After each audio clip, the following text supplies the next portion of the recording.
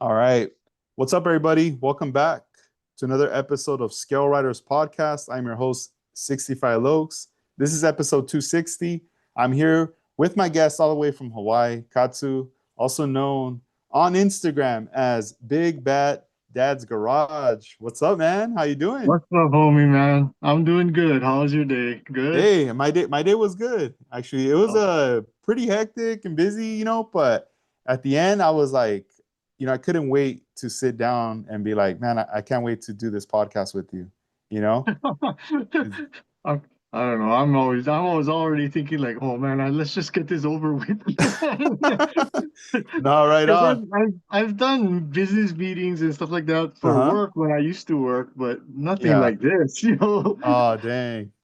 No, yeah, I mean, we've done a lot of interviews with a lot of different guests and stuff, and I was just like, man, we have to do an interview with you. So when I reached out to you, I was like, all right, I hope we can lock one down because, not sometimes not everybody wants to do a podcast and stuff, but I always I encourage it, with my guests and stuff because I feel like it's just like a good time for us to like get together and Yeah. just talk about model cars, but I also want to get to know more of you and as well for other, viewers and listeners that maybe haven't met you in person yet, but they've seen your work, you know?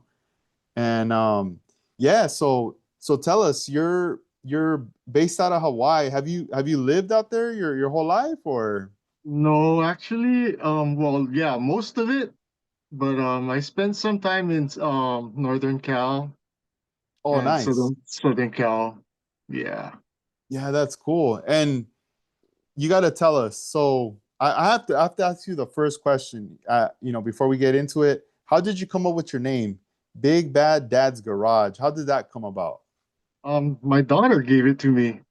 Oh, So nice. long time ago, my daughter, my youngest daughter, she's what, 30, she's in her 30s. So we're looking at over about 30 years ago, Mercedes-Benz came out with a commercial and it was one of their SUVs. And there's a kid sitting in the back of the Mercedes SUV and he's doing this Western rap. And he's talking about what his dad's doing with the SUV, the Mercedes Benz, and it ends with he's big, he's bad, he's my big bad dad. And my daughter, that stuck with my daughter, and she just started calling me Big Bad Dad, Big Bad Dad. And so that's how Big Bad Dad's Garage came about. Oh, that's pretty cool, man. I like how you have the story for it right there. That's dope. Yeah. I, So you hooked me up with some stickers a while back, and you gave me some of yours, and I do have one on my spray booth. yeah, I So saw that. yeah, so whenever I was like, man, I gotta represent, like every time I'm like spraying, I'll have the camera pointed in that angle. It's all right there, all my friends right there. So that's really cool.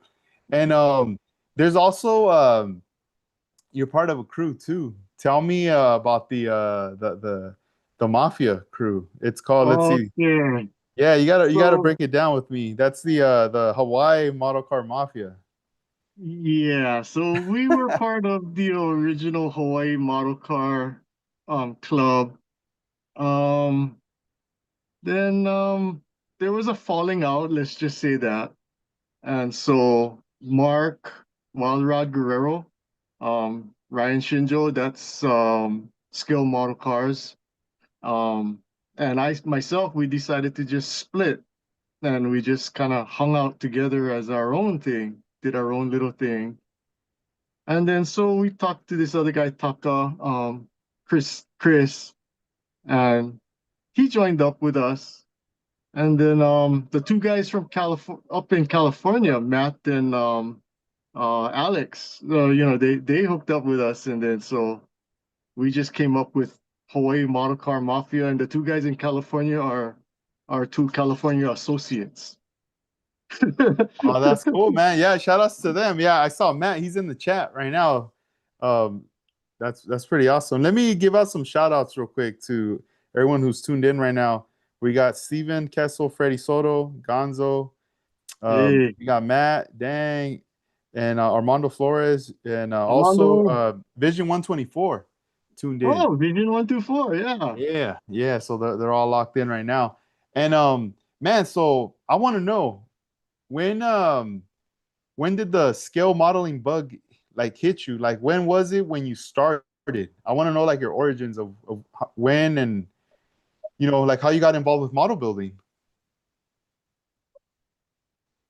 My dad, my father, he wanted, when I was a kid, he wanted to expose me to anything and everything that he could afford to. So I never took piano lessons. I took accordion lessons. And then I took a shine to music, and that's how music came about. We bought a model car together, and we built it together. I think I was in second or third grade. Um, by the time I turned 8 or 9, I built my first model car by myself. That was the Revell Jean Snowman funny car. So obviously at 8 years old, that thing turned out as a glue bomb. But then yeah, it's that's how I started building. I started building model airplanes, model ships. I liked planes and ships. Um, not too much tanks and armor stuff. And then my neighbor, my neighbor's uncle lives in Japan. They're Japan nationals. The uncle owns a hobby shop in Japan, and he would come and bring us kits that are worth today like three, four, five, even $1,000. And we were like 10 years old. We are building these big six-wheeler, the Tyrell six-wheelers, and they're glue bombs, but these are gifts from him.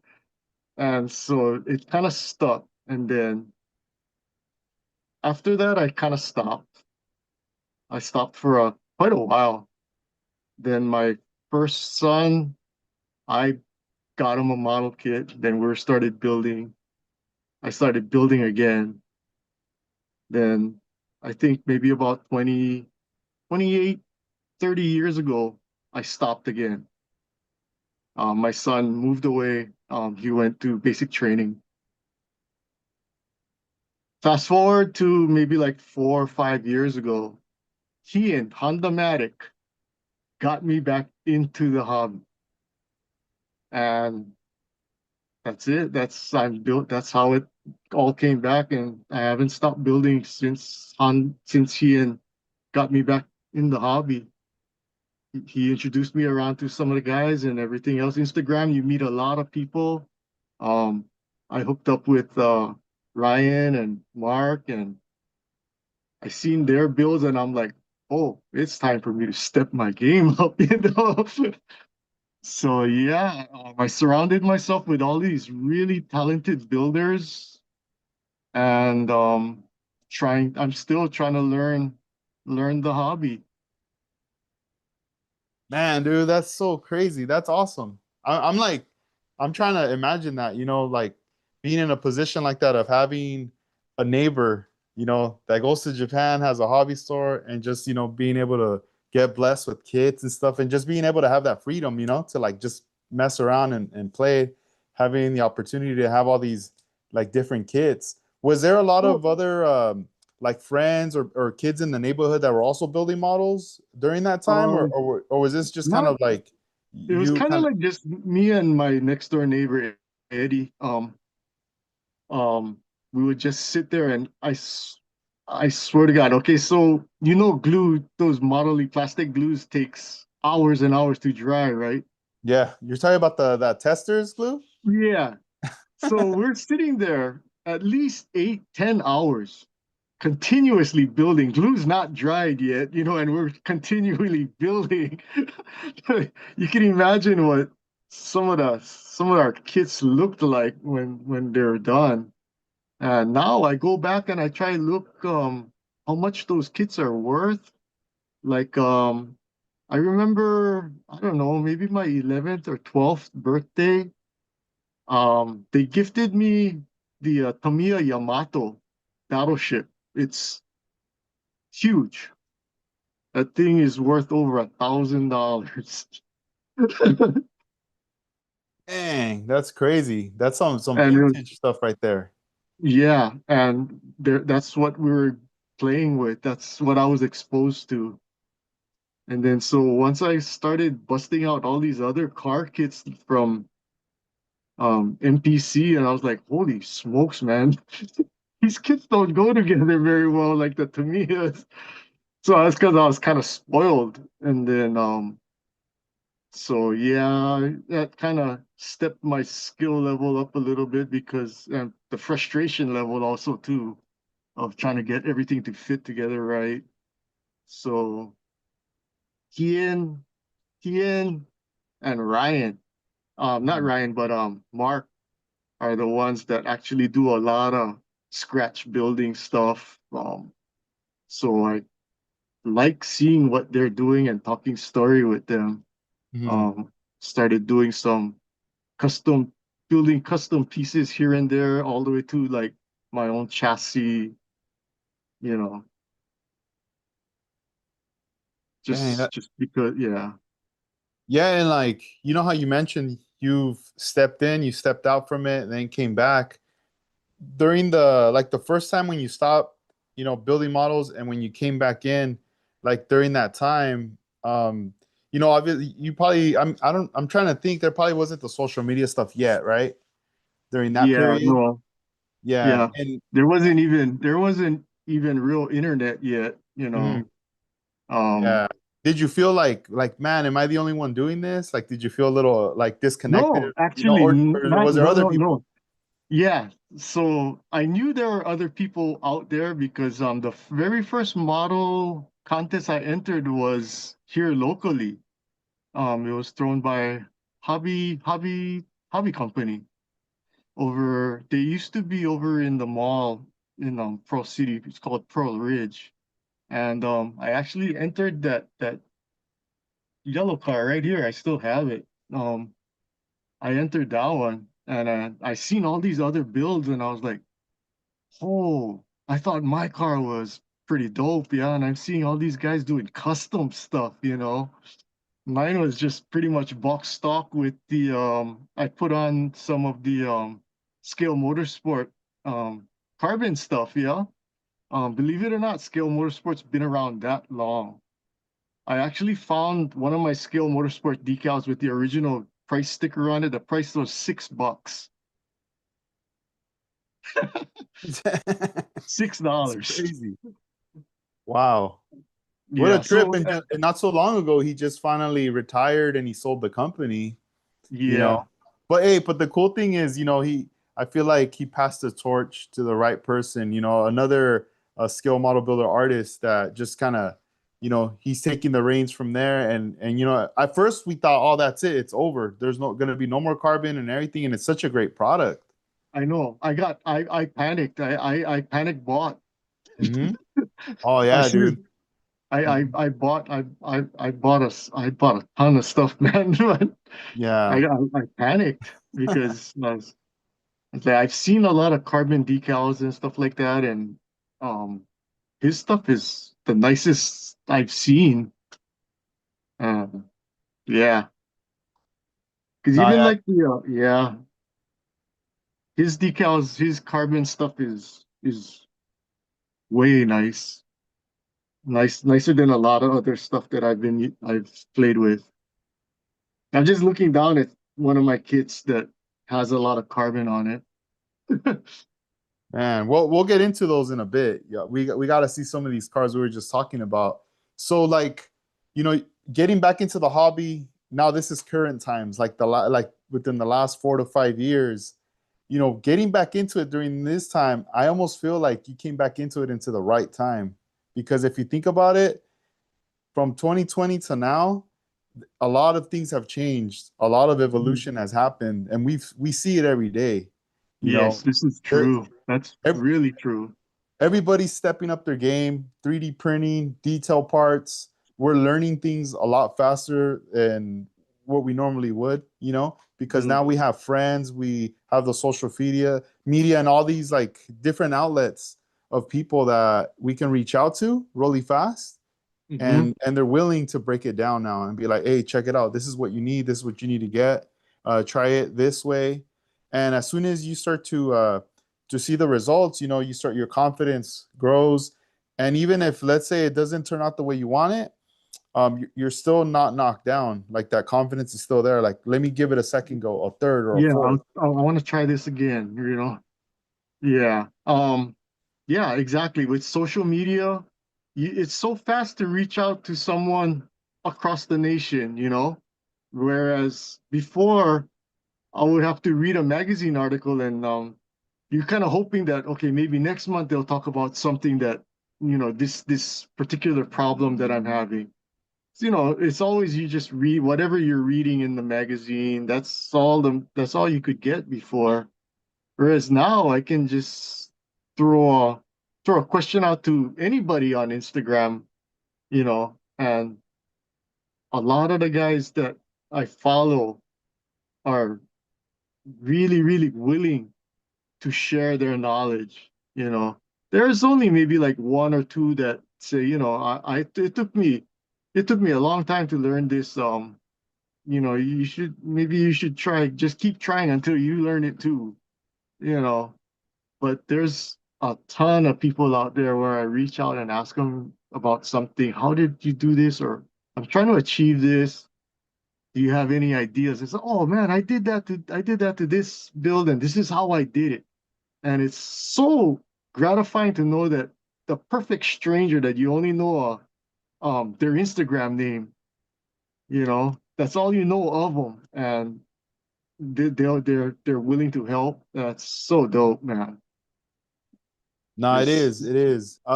So like, you know, the things you're achieving to do now, how does it feel that you're doing it now? That, do you ever feel like, man, back then I could never do this, and look, and now yeah, it's happening in front of me.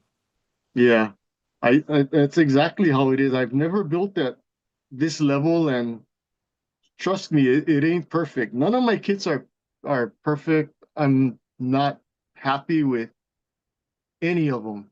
You know, as far as like, oh yeah, this is perfect, man. It is exactly how I wanted it. None of them are, but it's it's 100 times better than what I was building 30 years ago.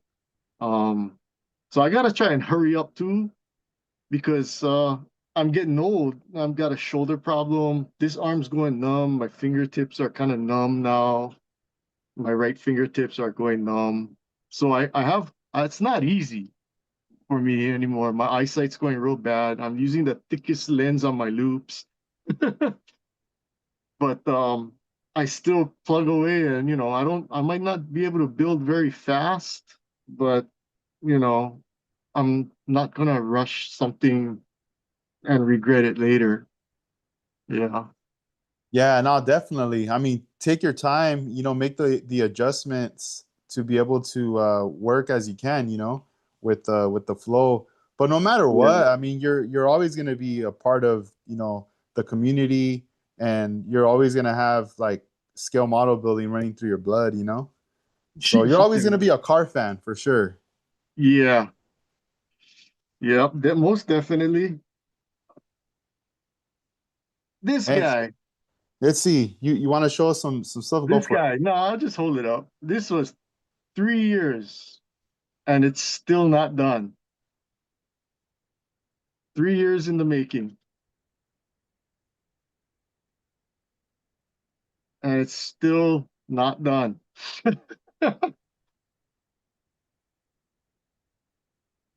All the Hawaii guys know this car. They're like, "What's taking so long?" I don't know. What Just what do you think is holding you back from completing that car? um, just trying to push myself and do things that I've never ever done to a model kit before is being done to that car. So when it started out 3 years ago, it started out as just a chassis and everything like that, and then I discovered photo etch parts. Oh, hey. And I discovered aluminum tubing, and then I discovered all these different kind of wires are out there too, not just one type of wire. There's all kinds of wires out there. And then so just start throwing it on the car and stuff like that. So it's got like a full brake system, brake lines, everything. It's all wired up. The nitrous bottles are actually running all the way to the nitrous injectors from the bottles all the way through the car to the injectors. Fuel line from the fuel cell all the way to the carburetors.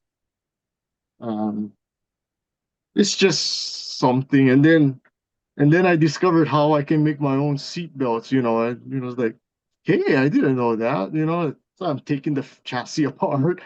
So I take the chassis apart so I can get the seat out, make some seat belts and stuff like that. That was the time when I discovered 1 millimeter equals 1 inch in 1/24 scale. I All right remember. I on. never I never forgot that day. That's from that car. 1 inch equals 1 millimeter in 1/24th scale. So I was like, oh, seatbelts are 2 inches long, so I just gotta get 2 millimeter ribbon. This the light bulbs and everything. Oh man, hats and horns. I'm telling you, man, when I learned that, discovered that, and it's basically almost every every week as when I first started building, I would learn something. I'd see something on Instagram, and then I try it, and then it works, and it's like, oh yeah, and then I'd be celebrating all by myself, hats and horns, and everything's going. It was is That's what keeps me in the hobby, I guess. Yeah. Before time it was just okay, start it, okay, let's finish it. Now it's basically okay, let's get it started. We have a game plan going. I open up the box. The box already has like the wheels that I want on it. It has the PE parts that I need for it, the decals I want to use for it. It's all there. Um, so I'm always shopping. I'm always looking at all my kits. I go downstairs. I have kits all over the house, and I'm looking at them. I was like, hey, I saw something on Instagram or I saw something online that would be good for this car. And I'll buy it and I'll throw it in that box. So the kids, when guys come over or they ask me, let me see a picture of some of your kids, and I'll show it to them. But little do they know, they're not just kids. Most of those kids have stuff in them. Mm. Like And, yeah, they have you know, stuff in them. I've gone to some model car shows where I've purchased a kit from a vendor, and then later, when I get home, I'm like, cool, it's a used kit. Let me open it up, and I'm like opening up the box and everything. Next thing I'm like, what the heck is this? And there's like parts and all kinds of things in there. And I'm thinking, oh man, this must have been a kit he was working on that he probably, didn't get around to doing it, but he had some plan or thought and he put stuff in there and he just probably forgot that was in there or something. Or maybe he just decided I'm just gonna let go of the whole thing, you know? Yeah. But I know what you mean. I've seen some kits like that. Yeah, I've never been that lucky. Yeah, and I'm like, dang, like he just hooked it up right there, Oh, yeah. So, yeah, there's a lot of stuff that, yeah, there's more than like my high ace over there. The lid won't even close. There's a lot of stuff in that high ace box. Um, that one's gonna be a rough build. I know that. There's gonna be a lot of cutting. Yeah, like that build you're doing. Also, I feel like the reason it's taking long is there's probably some things you want to add to it that maybe right now the skill or something's not there for that specific thing until maybe after some more builds in the future. And then when you come back to it, it's just gonna be like a walk in the park. I feel like you're gonna be Yeah. able to just execute So what you want to. the thing that's really bothering me about this guy is my firewall to dashboard. I don't know if you guys can really see it. But that's a problem area right there. You might not be able to see it, but I can see it. There's a big problem there. And so I'm still I'm still slowly just kind of pondering over it, I guess you can say. But yeah, nobody makes a 442 Pro modified car. And so that's why I decided to build one. That's cool. Yeah, you have a wide range of builds, like across the board. A lot of different stuff that you've built. I remember a while back I had got that Pandem kit, the Zuman one, and you picked that up from my online store, and it didn't even take you that long, man. Like you built that thing and you brought it to life, Yeah, and I was I thought that was dope because when those kits drop, not a lot of people build them right away. Like it takes time to finally see someone build one of those Zoom on kits. But man, you did it and you knocked it out of the park. Do you have that kit with you? yeah, I actually do. You want to take a look at it? Yeah, let's check it out. Let's do some show and tell right now. Give So us I actually wanted to build a K truck originally, and so I had parts for it. And then when you actually drop this kit, um, let's see if I can get you turned around here. When you drop the kit, I had to have it.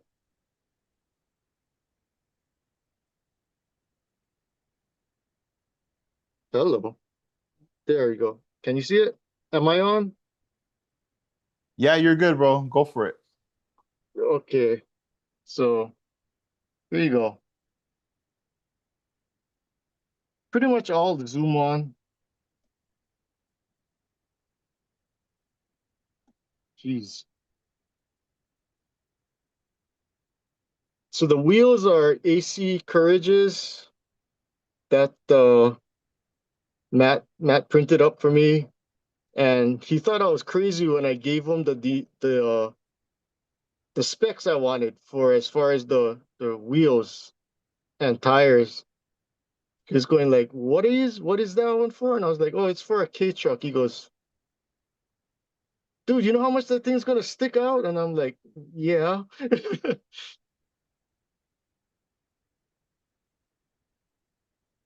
Uh, is it kind of washed out? Too much lighting? Can't really tell. Let's see. How many lights do you have on right now? Two of them. All right, do one. Drop one. That's Let's see. one. Oh, there we go.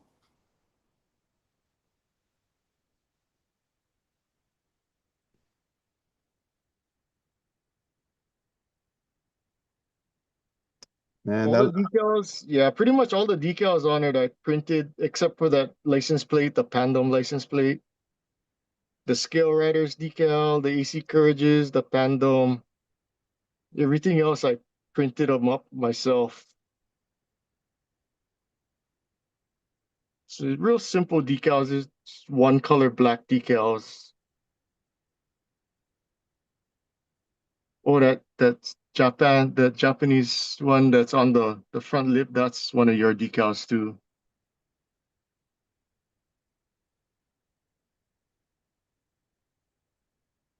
man, I that guess thing is it's dope. see if I can switch you back here. Yeah, yeah, yeah. Man, Okay. how long did it take you to complete that build? That one was actually a pretty quick build. I don't know, a month or two maybe. I don't I don't build very fast, but yeah, this one took relatively pretty quick. It was pretty quick. Yeah, that's pretty fast. You must have been like very inspired, or you just had that fire brewing in you. You're like, I gotta knock this one out. Yeah, this one was really exciting. I really was excited to build this one. And yeah, it's got the big poking wheels, AC Courage's, old school.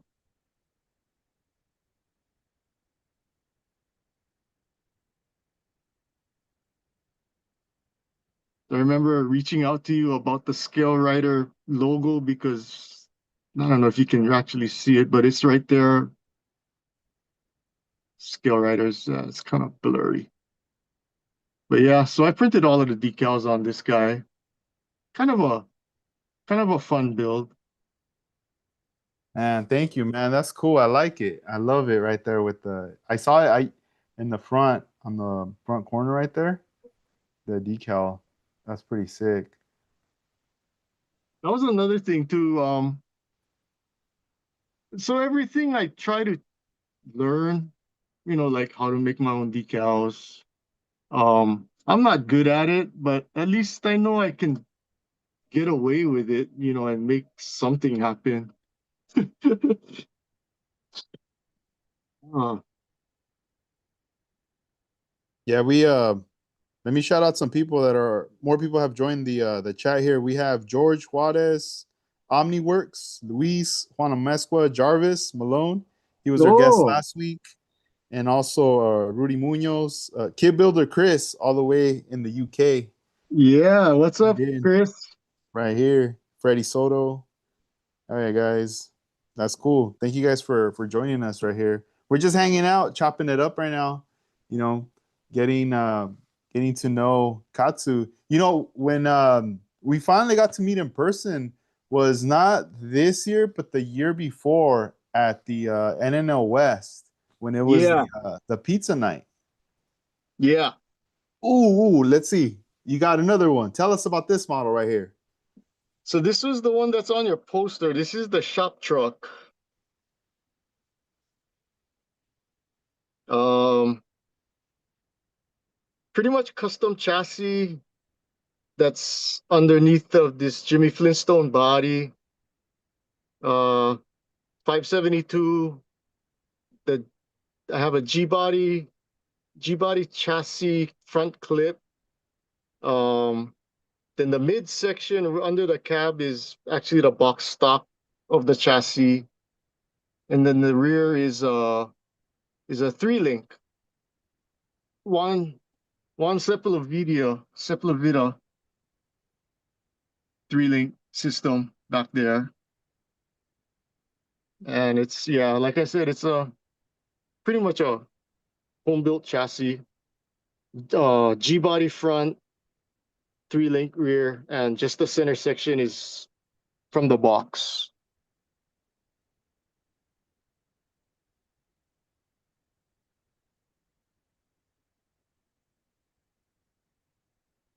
Can you Tropical tell us? glitz. Can you tell us about that figure right there? Who made that figure for you? This company out here in Hawaii, they're called Duplicate. Um, you guys gotta hit them up. Hit them up on Instagram. Duplicate, Dooplikit. I understand that he can do 3D printing of you now from a photograph. Which means you guys like can send him a photograph of yourself and he'll be able to make a figure like this for you, which would be Uh, pretty dope because I think these things are cool. yeah, no, they Mhm. are. They're pretty dope. When I saw when you had sent me the photo for the cover, and I saw the model at first, and with your figure, I thought it was a real car at first. I was Yeah, a like, lot of damn, your car is dope. Like I thought you had a real car, like that. And then I was like zooming in on the photo and I was like, wait a minute. Oh, this is model. That's him. that's That's a that. model, yeah. Yeah, yeah. And then I remember like it was like you and Ryan were busting out with those figures coming out here Yep. to the shows. And I was like, wait, what?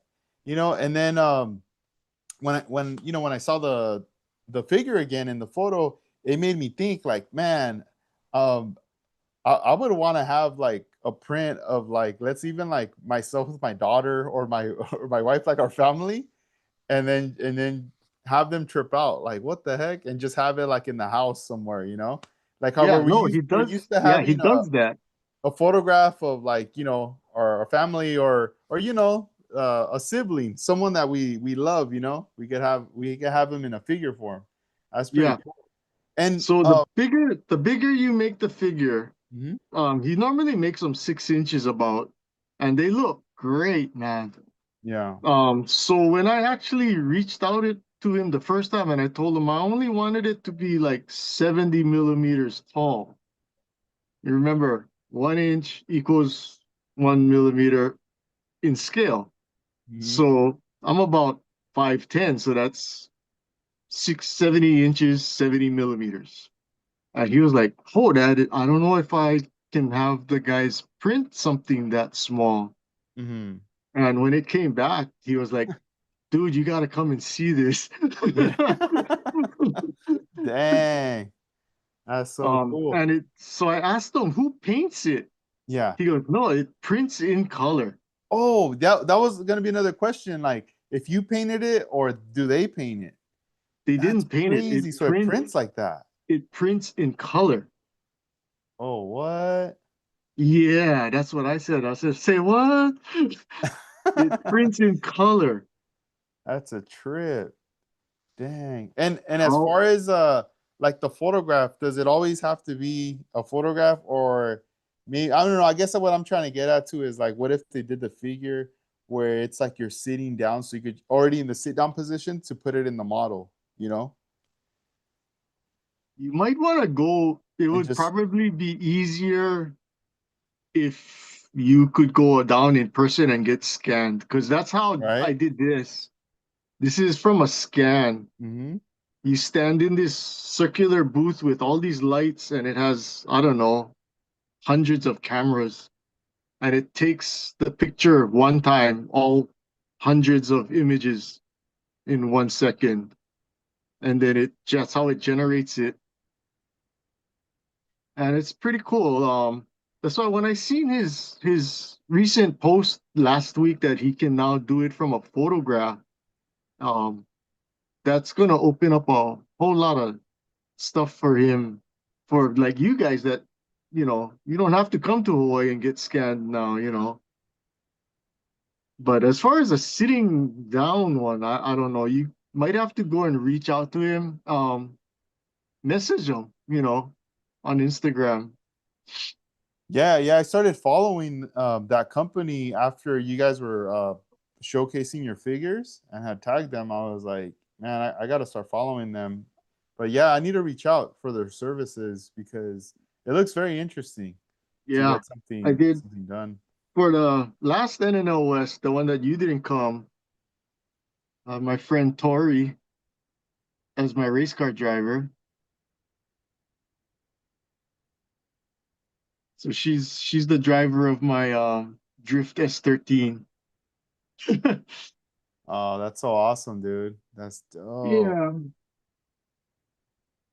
What then a I think tomorrow I'm gonna go and get myself scanned one more time. I'm gonna make another figure yeah. Are for, you for do you already have like kind of what you want to wear, like an outfit? Like, all right, we're gonna do it with Oh this yeah, I'm just shirt. gonna wear jeans, a Yeah. specific t-shirt, and Oh, okay. my hat. Yeah, yeah. Oh, that's what's up. Yeah. Oh That's man, it. that's pretty cool. Yeah, when you came out to last year to the NNL, was that your first NNL out here in SoCal? Because I know you said you lived in California, but I wasn't sure if you had already gone to the NNLs in the past. No, no. So the first one that I went to was when I met you, Okay. and then last year you didn't come out last year. So Yeah, I I've didn't been come to out to it. yeah, I've been to two of them, Man, and can you tell us about and your experience like coming out to that show? What was your impressions coming out to? Let's start off with the pizza party and then, the actual show itself. so the pizza party was really dope, man. I got to meet a lot of people that from Instagram. I get to see them, shake their hand. So that's pretty cool. And the pizza night's super cool. Alex puts on a really cool get together. Um, you were all in a pizza joint, drinking beer and talking story, and you know, it's like it's almost like we've known each other for a long time, but it's the first time we're meeting, people, Um, it it's super cool. I don't know how to explain it. It's just so cool that, you're so it's so personal. The interaction is so personal. It's not like you're going to a show. Oh, hi, nice to meet you. I follow you on Instagram, and no, we're there talking story like we've known each other for years. You know, and then when NNL too is the same thing. It's like there's certain guys I meet, I buy stuff from that. Oh, finally I get to meet who I'm buying money, sending my money to and stuff like that. And um, it's like I said, when I was building 30 years ago, none of that ever existed. It's just everything is out of a magazine, and you only see people here in Hawaii. So you kind of know the builders in Hawaii, and that's your friends and that's your circle, and that's about it. You hear about these names through magazines, and then so it's like, wow, this guy can build, but it's only a magazine article, yeah. Whereas Instagram makes it a little bit more personal, where we can talk to each other now and stuff like that, and then um, meet up. Actually, we can actually meet now at different model car contests. I'm at that point in my life where if I want to go to a model car contest, I'll go. I'll fly out there and I'll check it out. So, and to meet people, yeah, the guys that actually helped me out too, it's super cool, man. The community, I never knew the model car community was like this. I mean, I knew what it was here in Hawaii, but I never knew what it was outside of Hawaii until I actually saw it, you know, reaching out to even like guys like you, it's so cool, to be able to talk to somebody 3 hours, 5 hours, 8 hours, 10 hours away, or even in Japan, talk to one or two of the builders out there in Japan. Um, and they're reaching out and they're making time. So we're trying to find the happy medium of when it's not too late here, but it's not too early in Japan. And they'll try to make time for that, because apparently it's important to them too to try to talk to me. Um, and so the model car community, the modeling community as a whole, I think has really changed. You have your cutthroat competitive builders, and then there's me. Just your mediocre everyday builder that wants to learn, and everybody, I notice everybody wants to learn, and um apparently I'm doing some things that other people's never seen before. um and they reach out to me and they're asking me how I saw your post and you say you're mixing your own you're mixing your own pearl, or you're making your own, you're modifying paints. um how exactly are you doing that? And I'm like, I thought everybody knew how to do this, because I learned it from somebody else. Yeah, yeah, that's funny. No, yeah, it's a trip when it's like that. You did a video on Instagram with the pearl powders. You were Yeah. showcasing, how to like the way you do it. And I saw that case and you had all these different colors. Where'd you get all those powders from? Okay, so that I got from, it's called the Merry Artist, Merry with an I, the Merry Artist. They're a shop out in Oregon. I And know that it website. They sell a lot of Iwata stuff on that site. yeah, so they're the Iwata distributor for the West Side. Um so they sell these pearl pigments, and I bought the sampler. So the sampler has, I don't know, 40, 50 different types of pearls in them. And some of them, I mean, if you're going to break it down to like 124 scale, you could actually use them as flakes. But the pearls are the pearls are dope, man. Especially when you start mixing them in with some of your candies and stuff like that. I made a HOK candy blue, and I mixed in some of that little bit of that blue pearl into it, into the candy, and I shot it, and man, I like it. Man, So, that's you know, dope. how you play with the paint, you know. So this is one of them that has a kind of a blue pearl, and the flame itself actually has green pearl in it. It's kind of nuts. So I kind of wanted to make the blue flame have a green flop in it. So that one has a lot of candy in it. Damn, man, it's so hard for me not to say, something because I want to say something, but I gotta be quiet because you got the we got the camera on the speaker right there. But I got questions. So that build right there, is that House of Color mixed in with those pearls and also House of Color clear, or break it down of what's in that? Oh, the 49 Merc. Yeah, the 49 Merc with the flames, dude. Okay. That's Okay, so badass. it's actually tropical glitz, seductive blue. Mm. And I mixed in a different pearl. So it already has pearls in the seductive line yet at the tropical glitz seductive paints. The seductive and luscious paints, they add their own pearl in it. So I shot it out. I do a lot of test shooting. I Mm. go through a lot of these spoons, tons of them. I go through a lot, and I go through a lot of paint. Um, not necessarily painting models, just painting spoons.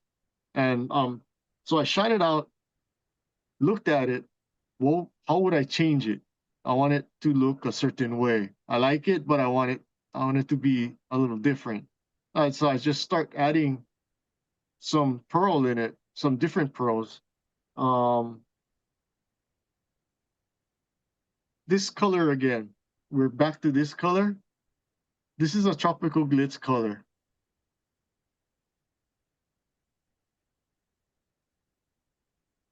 This is the flames is that same color, just with pearl in it, green pearl.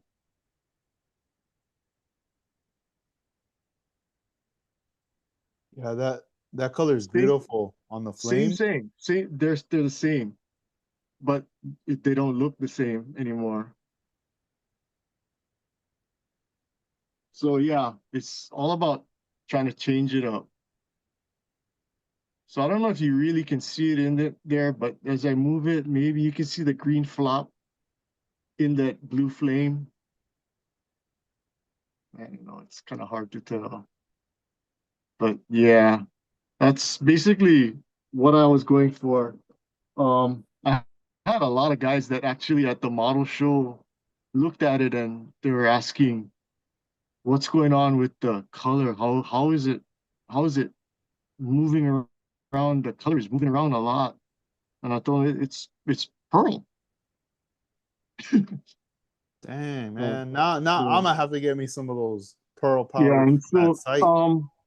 because like Tamiya makes a couple of pearls pro Hmm. paints, Yeah. and I'm sure everybody shot it and they're not happy with it.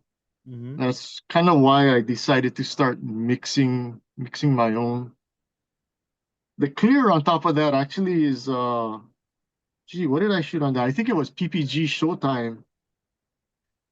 Mm. Yeah. Then I actually switched over to what is it? Acme, I think I'm shooting now. That's cool that Acme you is try out the yeah. different paint systems right there. Oh yeah. I try a lot of oof. Yeah, I play around with a lot of paint.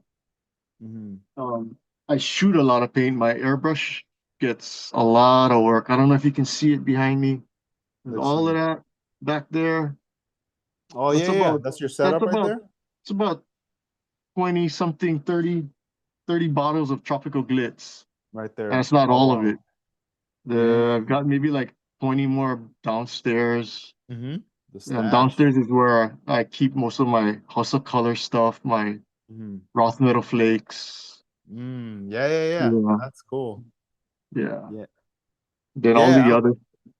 all the other stuff I need for it, like the inner coats. And yeah, it's all down there. As you saw, if you see some of my lives like that, I'm always down in my garage shooting. I don't shoot in a I don't shoot in a booth. I just shoot right out in the air. So everything happens downstairs in my garage. Mixing, formulating, concocting colors, what I can do with my candies. That's why I like shooting candies. Candies are so you can do so much with candies, yeah. No, definitely. And how's the weather for you in your area when you're out there shooting with paint? Is it is it mostly hot or how is it?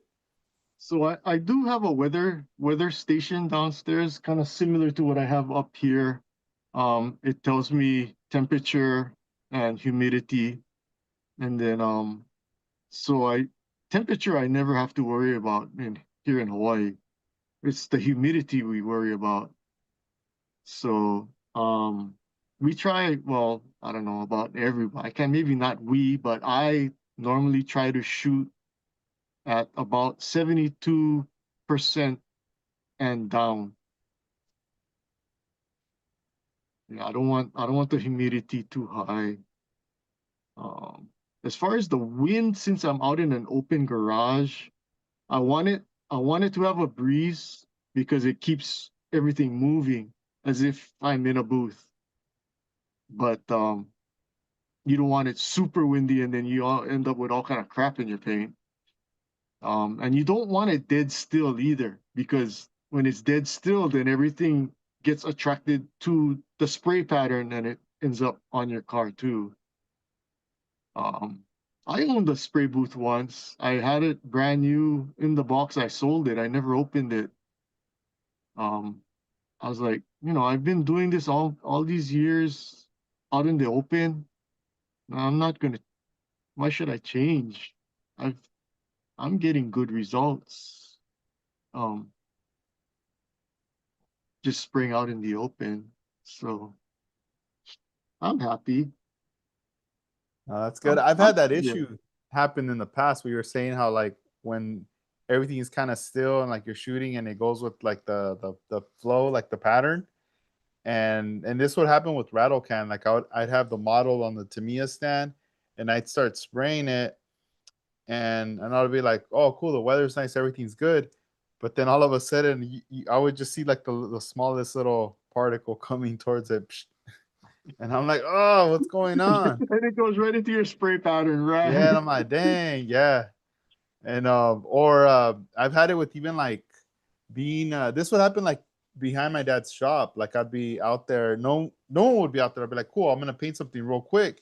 And all of a sudden, like a fly or a bug would be flying around, and I'm over here like, hey, like, you know.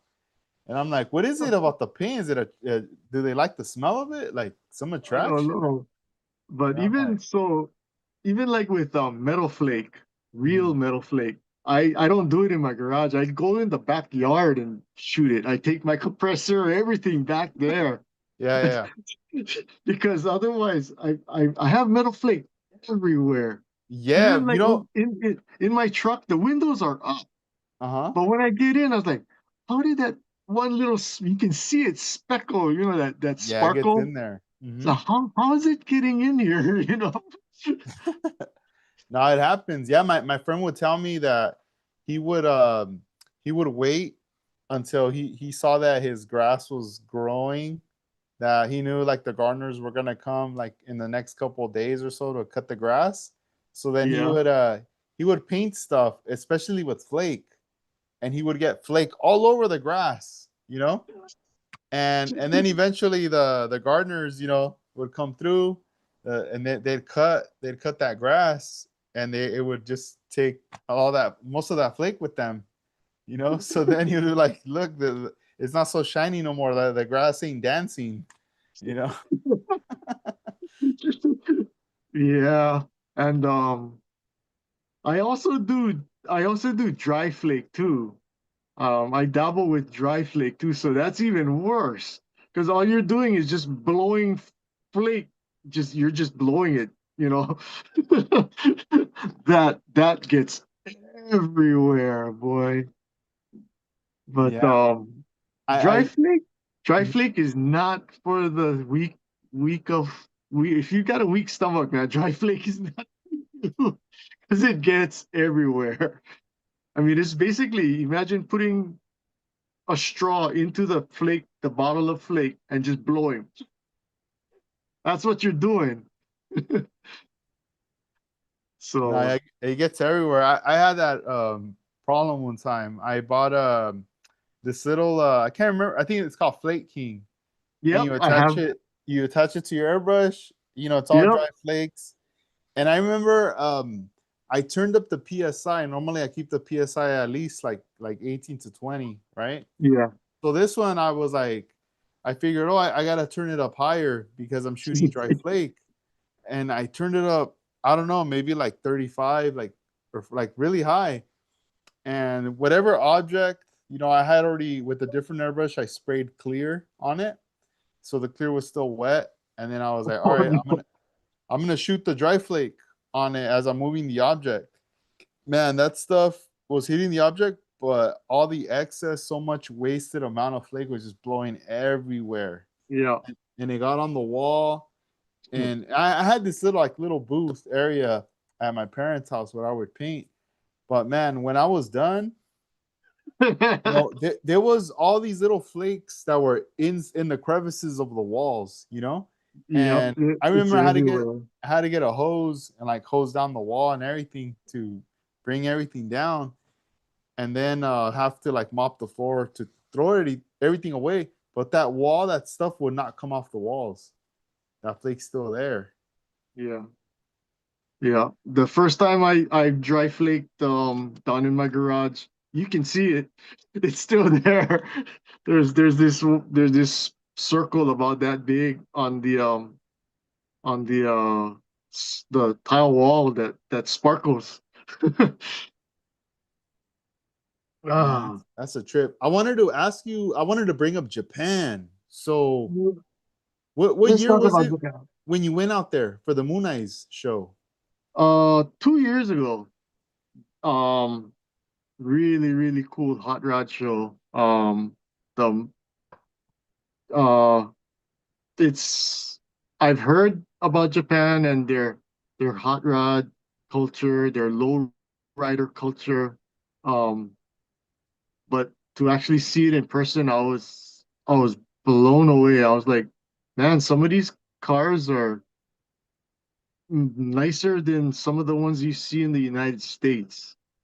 Um, and then in the middle of the show, they have diecast and model cars, and it's an actual contest. Um, Mark, Mark been there twice, I think, and he won twice. Mark Guerrero, Wild Rod Guerrero. He's one of our mafia guys. He's entered, I think, twice, and I think he won it twice with his builds. So I'm wanting to go and enter one time. I'm not expecting to win, but they give you this cool plaque. Um, I want that plaque. I know I have a little one, but they give you this big plaque just to enter, just to say that you were there. I want that. Um, I don't think I'll win. I've seen their builds in Japan. They build pretty good stuff out there. They know what they're doing. So that gives you an idea of um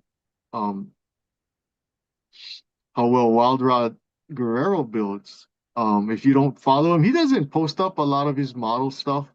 When he does, you better pay attention because his stuff. his builds are super dope, super intricate. He loves working with metal. Um, was it 2 years ago at NNL West was when he brought out that what was it? Was it that Was it the the, small car that was like the the small, 164 or smaller than 164? smaller than It 164? was tiny, Yeah. yeah. If you actually spend time and look at that thing with a Hmm. magnifying glass, you'll see that there's fuel lines, there's ignition wires, That thing there's was I everything. did see it. I remember taking pictures of that. That thing was tiny. Yeah, so that's what he can. That's what he does, and Damn. it's yeah. He actually dips his own stuff and does his own chroming too. As well. What? Yeah, he does his own metallizing. He Yeah. has so yeah. Japan. Go to if you guys go to Japan, go to the camera shops. That's where all the hobby stuff is. Yeah. You know? How was what was your impression of the hobby stores out there when you saw them? Man, I wish I could live there because there's no way I could bring everything home. Yeah, yeah, yeah. So much to choose from, huh? Yeah, I mean, there's so much stuff out there and tools, stuff that you need to, that helps you to build parts. Yeah. Oh my goodness, there's no way I could bring all of that home. No, I So, know. Like the time I was there, I almost felt like a kid. Like when your parents finally take you to that store you've always wanted to go to, and then you have that feeling of like, oh, I gotta use the restroom, but there's no restroom or whatever, and you're like dancing around, and you want to look at everything, but you can't. You're just super excited, you know. yeah, You're yep, like, yep, yep, yep. damn, what do we do? But man, yeah, it's amazing. It's amazing to see like all the stuff that they have over there, you know. Yeah, it blows me away. Hmm. How long were you out there for? The last time I went, I was up there for like 10 days. Oh, that's a But good amount of time yeah. to be there. Yeah, because like you're like one week in, you're like, oh, this is dope. I could probably live here. You start thinking like that, and then after like the Well, eighth day, you're like, oh, I think I want to go home now. And then the ninth, and then by the 10th, you're like, all right, all right, when are we gonna leave? I want to go home. No, gotta do I my know, but models. I know, but then it's so funny because actually after you get home and you get over the jet lag and you're like, Hmm. oh man, I wish I was there. Oh yeah, right. Yeah, you want to go back? No, yeah. Yeah. Yeah, I've been talking with my wife about going back like most likely next year. We want to go, but we want to take our daughter out there. And I'm like telling her, yeah, I want to go, but I also want to hit up the hobby stores and stuff. Um, just to geek out on the stuff because I know I'll see Mhm. some familiar stuff, but I am gonna see some stuff that I know I don't see even at any hobby stores out here. You know, Yeah, so that's definitely something I want to go out there for. Um, yeah. Because so th- even a lot of the wiring and tubing and stuff like that, I never knew existed until I went to Japan and I saw it, so I bought them. And then mhm. after I came back, I started doing internet searches, and I'm like, gee, there they are, but I can't buy them. So I'm glad I bought them and brought them back with me. You know, S- um, Yeah, like, for me it was like the at the time it was like the Tamiya compound for polishing. mhm. I couldn't find that out here, or even like their epoxy putty. I could not find it. Two So part one. yeah, yeah. So the first time I went, I brought not the putty, but the polishing stuff. I brought that back. But when it just recently, I got my hands on the epoxy putty just recently, and but I've been wanting that. Maybe man, maybe like 4 years ago, I've been wanting that stuff, and I finally just got it. Um, yeah, it's like some stuff's available, but not everything. You know. Yeah, Uh, yeah. let's show us some more models. I want to see some Oh, more cars. Some show and tell. oh, okay, yeah. Oh. get I remember you the said lineup. you wanted to see some of my recent builds. Oh man, sorry, it's dusty. Okay, recent builds.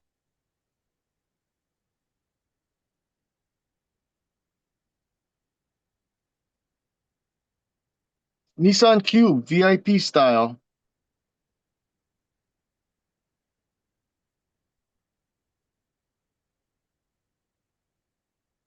A lot of guys were asking me about the wheels. Um,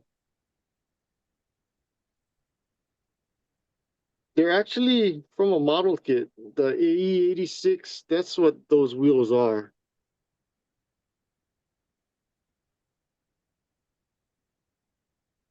And I cut a big old sunroof in it. Grab it. Yeah, so I cut a big sunroof in it. Chandelier, lots of interior stuff going on.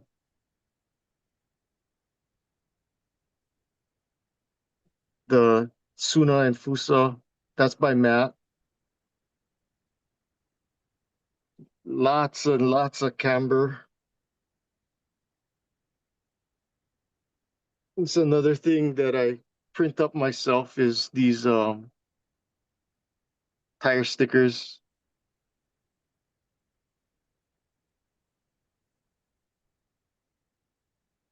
See the tire sticker? Yeah, I see that there. That's pretty dope, man. I'm gonna have to need a set of those in the future. Can do, man. They're not very hard to print up. I don't know what else we got here. Hang on. Oh boy, I'm putting fingerprints all over that car. The love of my life,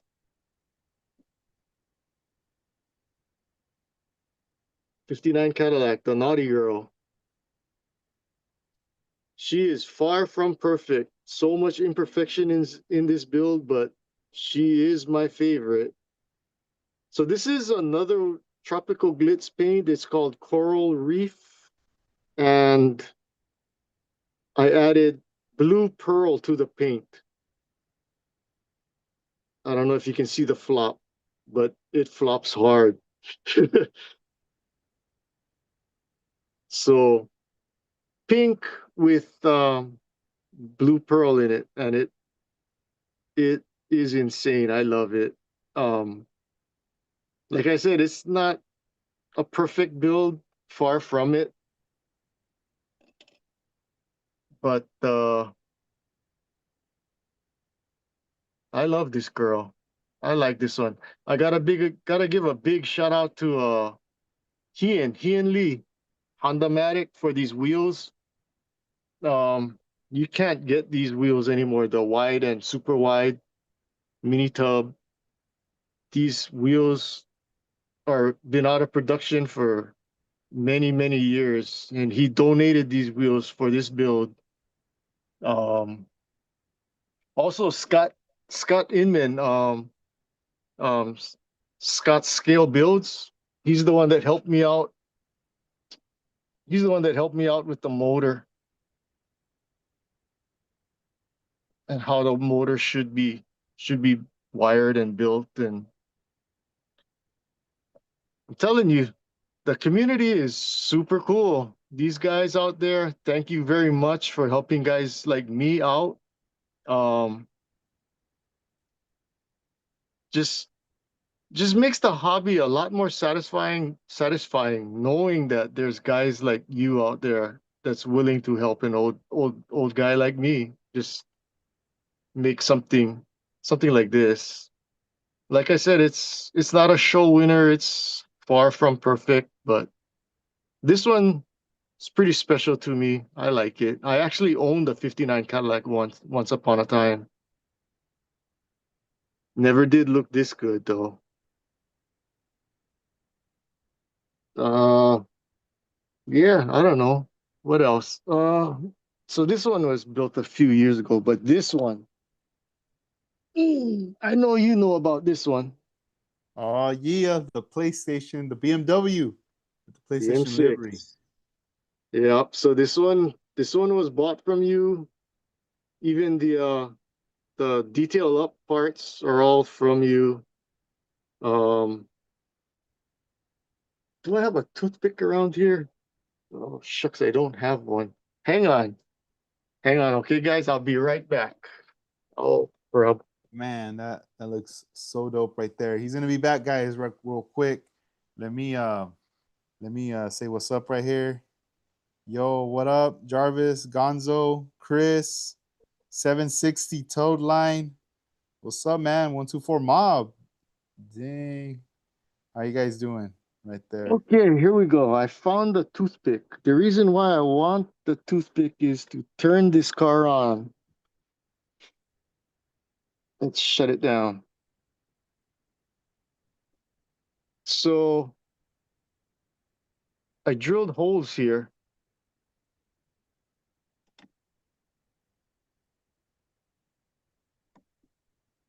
Oof. Where's that second switch? Now let's rotate it again.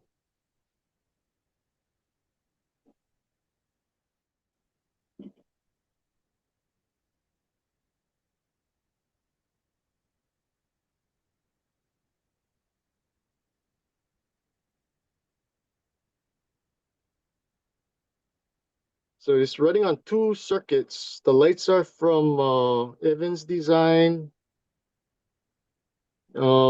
It's just something I wanted to try and do with this car since I spent so much money on the kit and the photo etch parts and all of the carbon decals. And I put so much detail into the interior that I figured I might as well try light up the interior. And since I'm lighting up the interior, let's just go ahead and light everything up. I don't know if you can see that. I tried to actually mimic where the numbers actually light up. I know it's kind of washed out, but when, yeah, like that, just make it look like it lights up.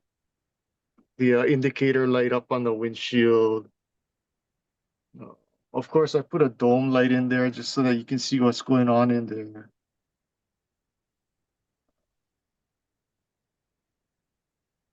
This was a super cool kit. No, even in the dark, it kind of shines. So this one was shot with the Acme 2K Clear. The paint is by BMW actually. It's a real BMW paint. It's a 2020 BMW San Marino blue. Oh,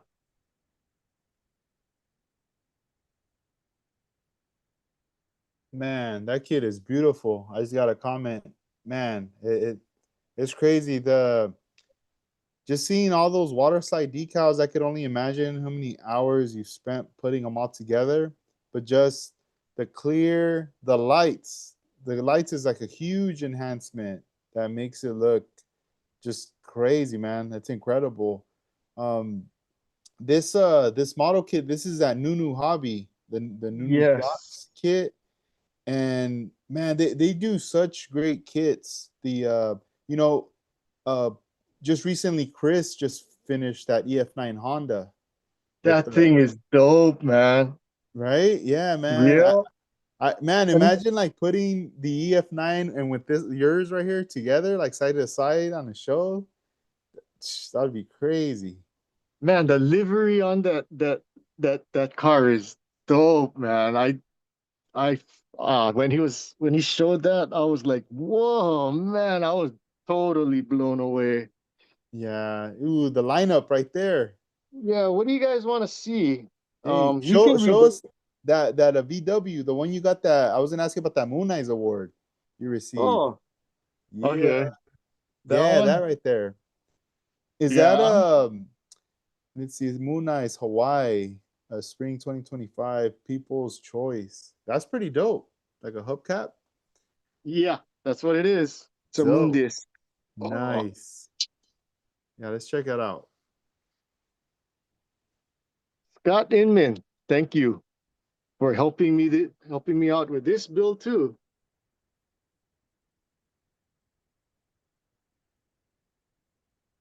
Ah, it looks better if I just do it up here.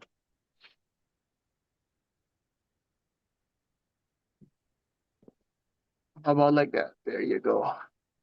So, um, this one I wanted to weather it, so I reached out to Scott Scale Builds, and asked him for some pointers, and he helped me out on how to do to weather it. And so this is kind of his technique, except for the roof, I tried something different. Instead of salt, believe it or not, this technique is called Elmer's glue. Um, so to get the texturing, that's actually dry glue, dried Elmer's glue, just sponged on, and then you weather it. And I kind of think it came out, looks pretty real to me. I kind of like it. And I did the same thing down here. That's Elmer's glue in the corner. Same thing on that corner right there. That's Elmer's glue, just to give it that little texture.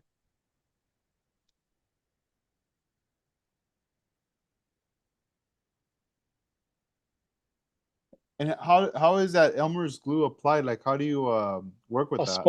A sponge. Just sponge it on, and you get it to you want it to be a little tacky, and then you sponge it on, and then it'll give it a rough finish, yeah. And they just let it dry, and then you kind of just splotch the weathering paint over it, and you just kind of just make it however you want it to look.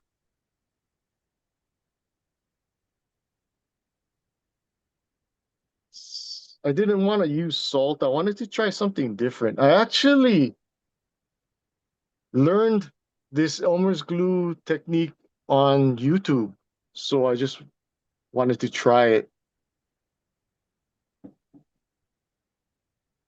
Ugh. Take a look at it. Since the weathering is all over the place, it's kind of different.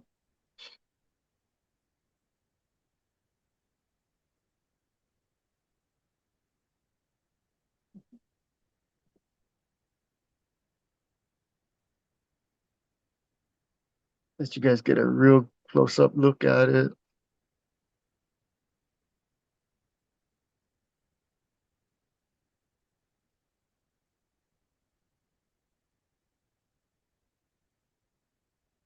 Something different. It's the first time I've weathered something. I've never attempted anything like this before.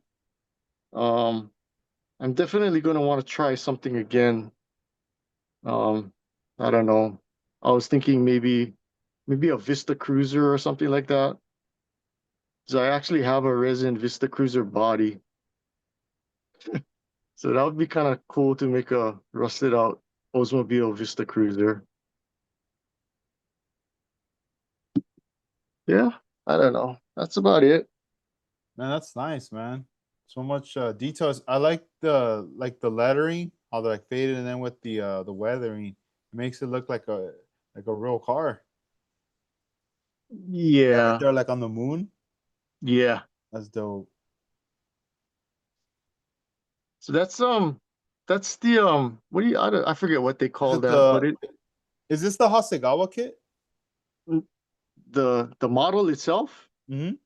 the oh it's a no it's a scale, what is it called, scale something, uh oh crap, for the life of me I can't remember. um all I know is it's a hard kit to get. Yeah, yeah. Oh man, And extra special. I was lucky Greg sold it to me, Greg from Model Car Mario Magazines. Kart magazine. Oh, nice. Yeah. So he sold this to me. Mm. I begged him to sell it to me. You're like, I'll Uh, build it. Don't worry, I'm gonna build it. yeah, so I Oh, got that's I cool. got on. He sold it to me, and I got onto it, and then so I asked him if he could print up. So this is the motor from the Moon Eyes dragster. So I have the dragster kit, and I scabbed the motor out of it, and I asked them to to print me up that flywheel, just so that it looks like the motor is out of the car, out of the dragster. Yeah. Right now, a couple of the guys mentioned scale production. Yeah, scale production. That's right.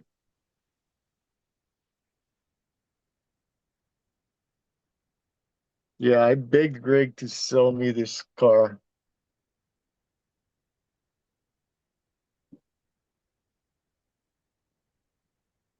Yeah, that's Even these, nice.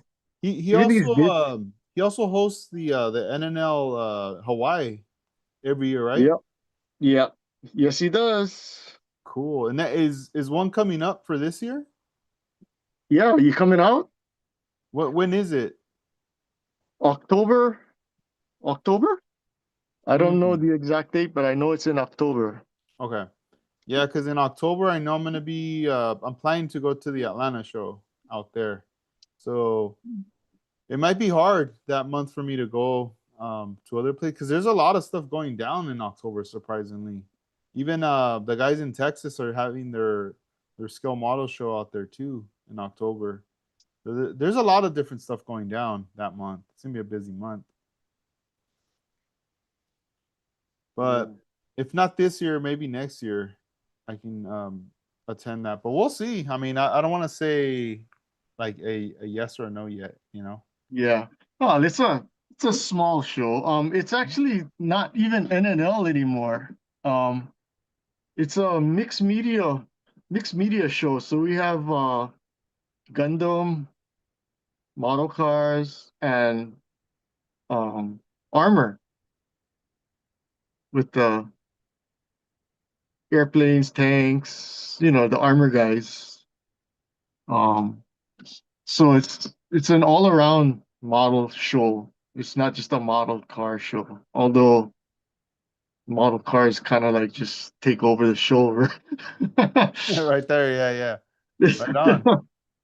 Dang. And I wanted to know like what's your schedule like now when it comes out to model building? Like what's like a typical day for you like, when you have the, day off, not everything's cleared and you're going to start on your model. well, I gotta take care of the dog, the puppy we have. Um, but basically, if everything is prepped and ready to go, like let's say I have all these parts painted up and ready to go, ready for assembly.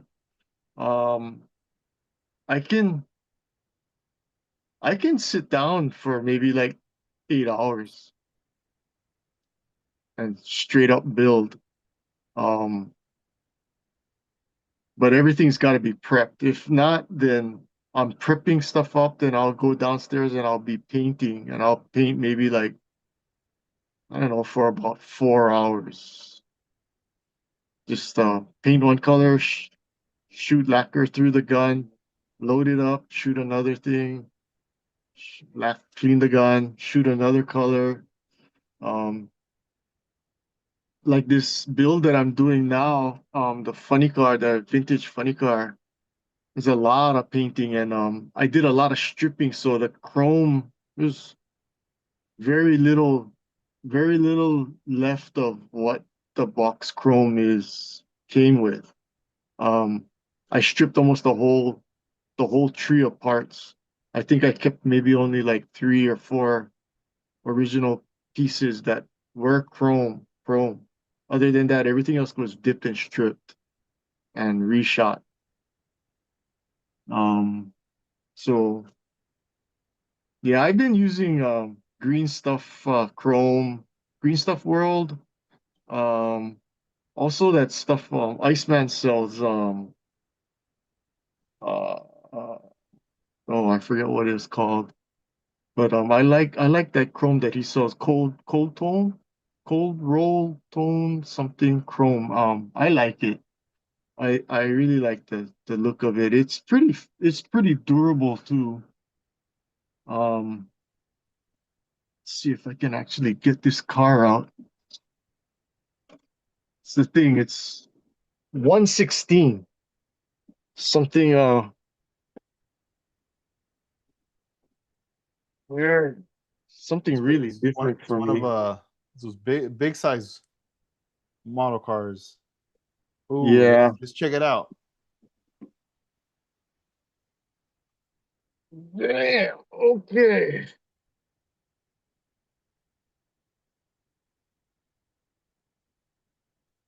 Wheels are by Dancing Bear scaled components. So they're aluminum wheels. The paint is that paint right there is Zirc, Philip out of the Philippines. That's called All Nippon Airways Light Blue. The chassis itself is gloss black with blue as Roth metal flake,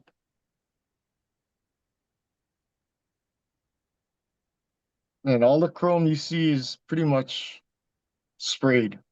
I didn't like the way the factory chrome look. Steering linkage, all of those bars you see right there, that's all stainless steel. It's not plastic, it's all stainless steel.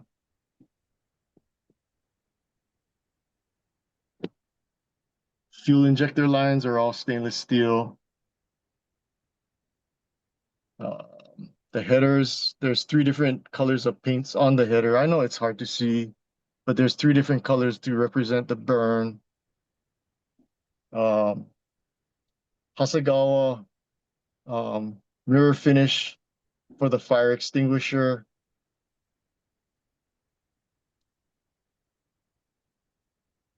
Handmade. I made those seat belts there, harness. What else? Oh yeah, the trans. I don't know if you can see the trans blanket has its buckles on it, everything. Even the rear. I did some research on this car. I found out the differential actually has a breather, so I ran a breather hose right through the differential up to a breather can. I don't know. There's a ton of stuff with the internet that the internet changed the game. You can find out about a lot of stuff on the internet. I found out. Um, I even found out how the instructions tell you to plumb the gas line, the fuel lines, and I found out it actually supposed to be plumbed this way. So it's plumbed actually how it's supposed to be, not how the instructions tell you to plumb it. So this one's coming along Damn, that thing has a slowly. lot of detail. I'm like just quiet. I'm just like staring at the thing. I was like, dang. Yeah, I don't know. I try. Is that the first one you do in that scale? Yeah. Okay. Man, it looks really well executed. That's for sure. Um, and again, Matt Reynolds printed up all of these AN fittings for me. And then I don't know if you remember, I sent in an oddball order through you for the number 4 Detail Master um AN fittings. That's for this build. Pause for that. All right. Yeah. So Dang. I'm using a lot of the number 4. I don't know if you can see it. So, like I said, all of this stuff is all stainless steel. So I'm using like the number 4 AN fittings for the end caps, just to finish it off. But yeah, it's all stainless steel rods I'm using. None of the plastic, the chrome, the chrome plastic rods. No, I didn't use any of them. So you can see the brake line is just dangling there. It's still, this is still a work in progress.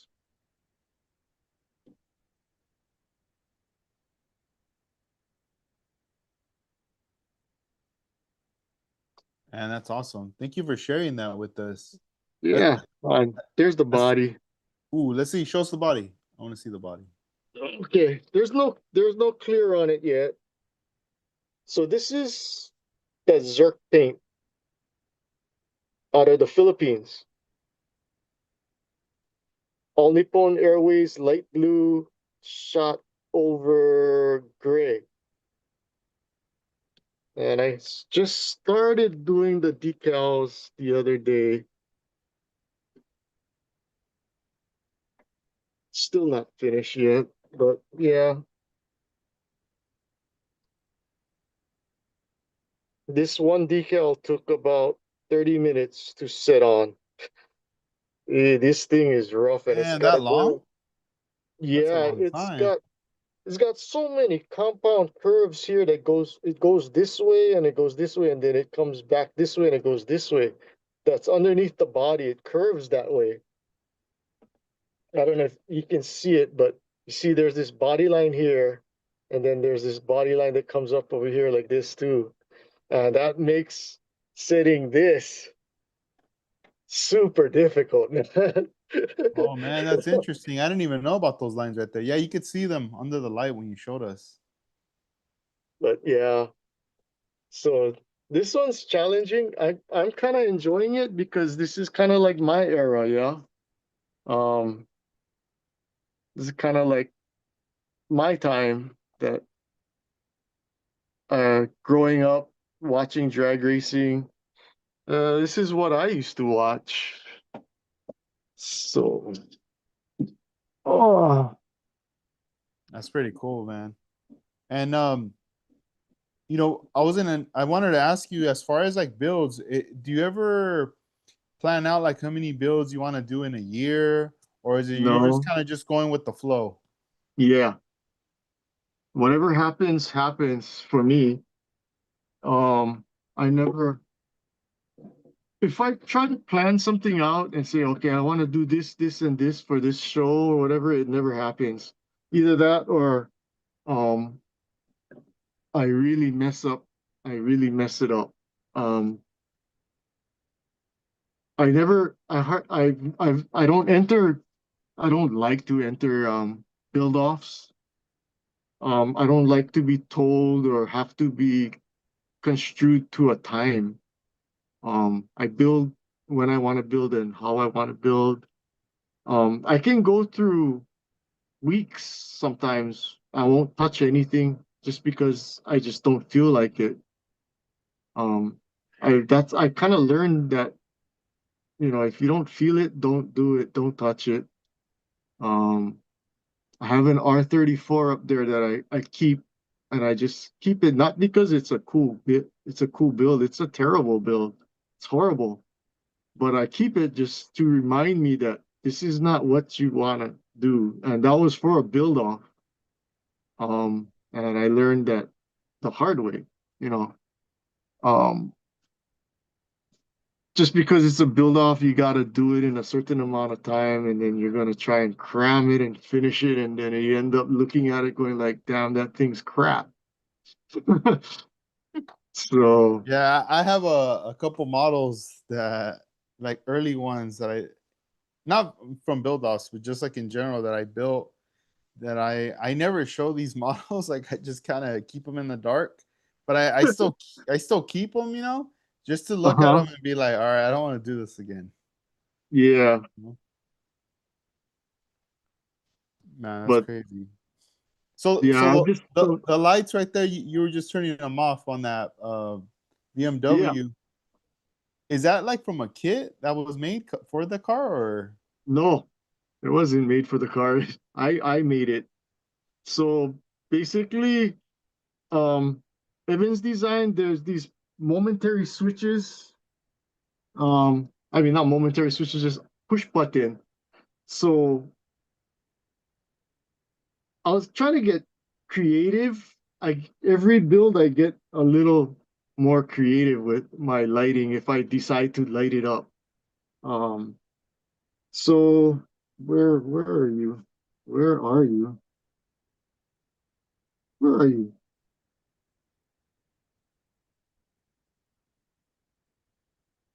I don't know where she went. Okay, I'll grab this one since this one's right in front of my face. So this was the first kit I ever tried lighting up. You guys can see this. Let me switch the camera so I can see what the hell's going on. So this is the first car I tried lighting up. Uh, road jam. So cut the hood open, magnetized it, and added it in here. So you can see the batteries, everything like that. And then there's a switch in there. And basically that turns the car on.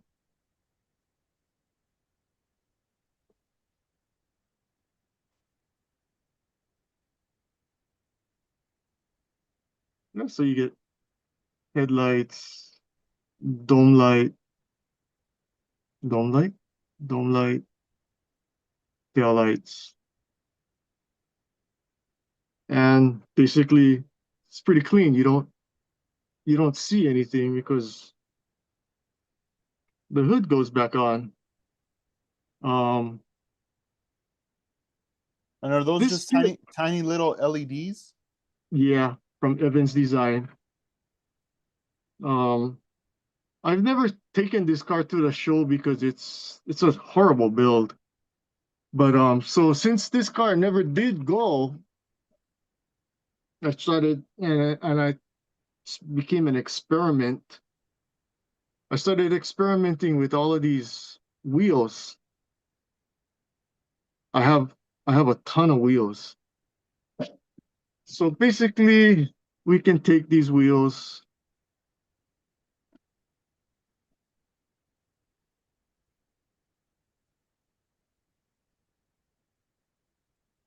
Where we at? I'm doing this blind here. And swap them out. Oh, that's cool. Is that with being held up with magnets? Yeah. Let's what else do we have here? Oh, oh no, that's the matching wheel. Let's try something different. Oh, okay. EO5. Work EO5.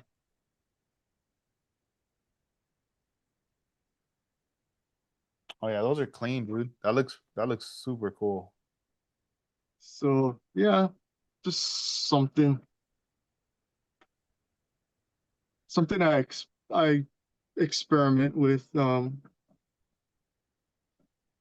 just play with them, do different things, back to normal. So talking about playing with switches and experimenting, let's go back to this guy. The hood doesn't open, nothing under the chassis either. But right through the grill, which side of the grill? This side of the grill? Yeah, there you go.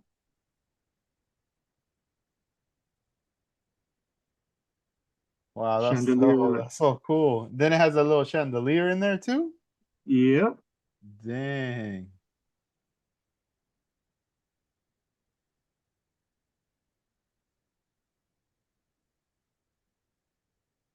So again, the switch is right there.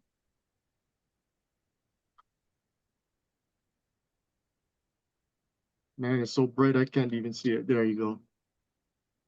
And you can't even tell that there's a switch there. There's actually another switch to light up the uh the license plate. That's hidden underneath the car that you can't even see either. But yeah, it's there. So that's the little hidden thing about this car. Man, that's awesome. Someone in the chat has a question. They said they ask, has Katsu ever built any tanks or military vehicles? Would be interesting to see what details would be added from his perspective. Okay, yeah. So most recently, no. I have not built anything military or armor. Um, I do actually have a Tiger tank downstairs, the German Tiger tank. Um, but it's not gonna be built. It's not gonna be built the way you think it's gonna be built. I probably might end up metal flaking it, and I'm probably either gonna put maybe moon discs on the wheels, or maybe just have Matt print me up something. I don't know. Nice. But Are you gonna? I'm gonna need a lot of them because a Uh, tank has a lot of wheels. yeah. Um, When you finish it, are you gonna take it to a show to make some people mad too, or no? No. yeah, yes. Oh, definitely yes. Yeah, that'll definitely trigger some people for sure. Oh yeah. It's something I'd like to try and do. Yeah. Um, Right on. yeah. Big shout out to I gotta shout out Matt. Matt has helped me a lot. Um, he's worked with me so much. Um, he he prints anything I want, and however I want it to. Um, I like with the with the K truck and the Yeah. custom wheels that he prints for me. Shout outs to Matt. Yeah, There you go. I got it. This is a gift from him. yeah, that thing's cool, man. Matt, I'm Yeah. waiting for one too. Yeah, this thing's huge. I've been wanting to I'm like primer it. Like I have it in my right here in my bench. I stare at it like every day when I sit right here. And I'm always like, all right, let me at least get started. Let me paint the tire, at least primer it Yeah, black, you know? And I don't know. I'm like, I kind of like the way it looks like this. I truly do. And then this is and like happens to be one of my favorite wheels too. wheels from Matt, Ooh, more wheels from Matt, more wheels from Matt. 7.5-inch lips in case I want to customize some of my Aoshima wheels. Um, I've got I've got all kinds of stuff here. Mounts to change the wheels up to Aoshima mounts. AC Courage's, more of them.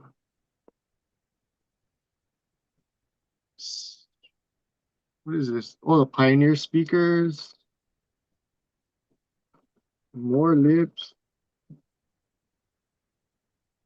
more wheels. I've got so much stuff here from that. It's unbelievable. So I can actually take a lot of these Aoshima wheels, and as long as they're two-piece wheels where the barrel is separate, I can change them and make them deeper, wider. Um, so they'll look like Aoshima wheels, but not really because Aoshima never made them that wide, and I like that. that's There dope. you Yeah, are. Matt gets down. He has like his builds, everything he does, you know, his style. Ooh, what do we have here? Let's see this one.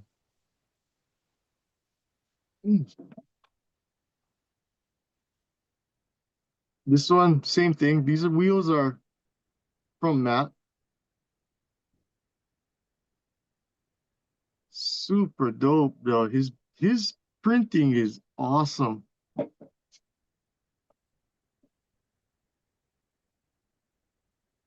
I love his printing. Another VIP style build. Yeah, what's up with the curtains? What material is that? That's in there. Ah, Okay, I'll tell you. It's foam. Oh, You know interesting. the you know the foam that everybody uses for lowriders? Yeah, yeah, yeah. For like the That's what interiors. yeah, that's what this is. Oh crap. That's what that is. It looks nice, man. It looks really, really dope. Thank you for sharing that too, by the way. Yeah. That's Dan. That's a secret tip right there, guys. Take some notes. Dang, So that's pretty yeah, it's cool. that's foam. I tried to fold up all kinds of different stuff to make them look like curtains, and hmm just one day I just said, "No, let's try it with the foam," and it actually worked. That worked So out yeah, better. yeah, Oh, and that's cool. with the foam I can actually make the pleats and however I want it to look. Yeah, hmm so I can make every single one. Like I know Yamamoto models or whatever. hmm They make a curtain kit, and I've seen it. I bought it. I wanted to see what it looked like. I've never used it. Um, and after I saw what theirs one looked like, then I was like, okay, let's try and make them out of foam then. And Mm. that's where that idea came from. Yeah, that worked out better. That's cool, man. Yeah, I've never tried it. But maybe in the future, whenever, because I haven't done a VIP build, but Ah, you got to get into it. yeah, man. I mean, those cars are beautiful. Like sometimes, I'll see videos of them on YouTube and stuff, and they just ridiculously low. The cambered wheels, they just look very elegant. I know Yeah. on Instagram, I don't know if you follow him, 124 Mob, he does a lot of VIP Yep. stuff. Yeah. Yeah. Yeah. I follow him a lot. I follow him. Yeah, yeah, yeah. No, yeah, he does a lot. So it's cool. Like I like seeing a lot of those, like those Celsiors, Yeah. like the crowns. Yeah, a lot of those cars done up. The Lexus, they look sick and right he there. makes and he makes his own VIP tables for the interiors. He scratch builds them. That's insane. Like for me, I'm buying them, 3D printed. He's scratch making his. Oh, that's That's dope. crazy. Yeah, That's because that's that's it gives it that nice detail, and then the little bottles, all the little different accessories that you guys put in there. mhm. Yeah. So a lot of it is well, from what I was told from some other guys is you got to go and look at the dollhouse stuff. And that's what I've been using is a lot of stuff that they use for doll houses. Glasses and bottles and stuff like that. And dollhouse stuff. Um, Nice, and and even the scale on those looks pretty good for the yeah, 124. Okay. yeah, it's pretty close. It's pretty close. Some of them they're a little off scale, a little big, but a lot of them they do get pretty darn close where you cannot tell. Then some of them is a little too small. You just can't get it right perfect, but it's close enough where I throw it in the car and nobody really can tell. Yeah, they're like, hey, hold on, let's get some calipers. Let's measure this. Yeah, exactly. Oh, so Oh man. how do you how did you actually get into this all of this scale things too, man? I've been wanting to ask you that because Yeah, nah. Yeah, so with scale modeling, I would say like junior high was like that time when I got into it. I where I grew up, there was a hobby store in my town, and it was also an RC store, and it was called Blue Max Hobbies. So this was around, I would say like 95, 96, when I started to build my first model cars. So that was I believe from like sixth to seventh grade, and with friends, I had a couple friends that would build models, so we would ride our bikes or just like walk all the way over there to this location, and I would just buy my AMT kits and stuff, and we'd build them. Everything was just rattle can, and it wasn't until like by the time I was getting into high school to be a freshman, was when I stopped building models. I just my friends that were doing it, they completely stopped. They weren't doing it anymore, Mm. and I took a break from it. But I did keep some of those old builds. I just put them in their case. I put them in a box, took them away, and I had a '61 Impala model kit that I had purchased, but I didn't build it. So all that stuff was just put away. And it just wasn't until like years later that I was doing other stuff, getting into other types of hobbies, and then finally, I was at my parents' house just moving stuff around, and I ended up finding the kits again. Oh, that 61 and those previous builds, and I started just looking at everything, and then it just clicked, and I was like thinking to myself, man, I wonder how it would be now to build the model now with all the information that's out there Yes. with the internet Yeah. and stuff. And I started to you know visit some of the local hobby stores now, and this was about 2015, I'd say. So I'm starting to look at like what's out there, starting to look at YouTube videos, start um, buying some of the stuff that they're recommending on these videos that I'm watching, and I created an Instagram account. But at that time, it was really hard to find anybody that was building model cars because there was Mm. no hashtags, there was no DMs, there was none of that. It was just photos, and you could follow, you could like, but everything was very very limited. And from there, I would say after building like a year or two, just kind of on my own, and speaking with some people finally on Instagram, um, once I started enabling comments and like DMs and stuff like that, I started to now meet like the my scale modeling heroes, or people that I saw in magazines from back Yeah. then. And in junior high, when I was building those models with my friends, there was the only magazine I was aware of that I had access to whenever they would have it at the liquor store was the Lowrider Bicycle magazine. Yeah. So so I didn't Right. I didn't have like all the issues. I only had like a few issues of those magazines. Yeah. I wasn't aware that this was like a bi-monthly, you know, kind of magazine that was being released, and I just didn't know when they were going to be out. So whenever I got the chance to like pick it up, I'd pick it up. But that was like as a as a kid, that was like a big impact with model building. Um, Later as an adult, redoing it now, and everything started to click. Now I started to realize what bare metal foil was, what it was intended for, um, down to stuff that was already around back then, but I had no clue about. You know, so even primer, I was not primering my models. I was just straight up just rattle cans, spraying them as a kid. So Yeah. I had it took time to learn all these things, and I'd say from then on, I just never stopped.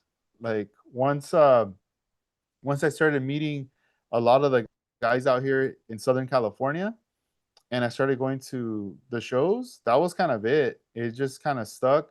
I have taken breaks from not building, just to be with my family and stuff, starting a family, having my daughter and everything. But I was always connected somehow to it. I was always like, whether if it was like promoting somebody or the whole, or everybody entirely, there was Yes. always a connection. I wasn't letting it go whatsoever. So Yeah. so Same. yeah. It's same here. When I got out of the hobby, when my son grew up and went out to the military, um, I actually still have some of those kits in there, even some of his builds, unfinished builds. I still have them after 30 something years. They're in the other room. Um, I have this Revell Camaro uh, GT Racer, I think it is, or something like that. It's still in there. Um, So and plus two, I have some of the old um Tamiya kits that are still unbuilt. So it's the same here. I never did really let it go. Um, I never knew I'd come back to it, but I knew I didn't want to let it go. And so now here it is. I mean, again, with Ian was the one that got me back into the hobby. And even the Big Bad Dad Instagram page is actually a second page. He actually suggested that I make one specifically for just the hobby. That's how I have that second account for Instagram. So he actually played a real big role for me to get back into the hobby. And then, like I said, Ryan, Mark, those guys, they just pushed me, I guess, to become a better builder. Um, then when I retired, I had so much time on my hand. I could just sit there and watch all kinds of YouTube videos and talk to guys on Instagram, and then go downstairs to my garage, bust out my airbrush, and um, practice. Then experiment. Once I started getting really good with my airbrush, then I started experimenting, um, buying models. God, my wife is gonna probably kill me if she ever knew how much kits I actually have. Right? I think everybody know. That's Those funny. those kits up there are actually just boxes. Um, in my bedroom here that I'm looking at the walk-in closet. She's seen those kits. There's about 90 kits in there. Then downstairs in my tool room, there's about another uh I think at last count about 60. And then downstairs in the spare room where we keep all of our stuff like that, there's another 50 kits at least. Yeah. That, oh boy.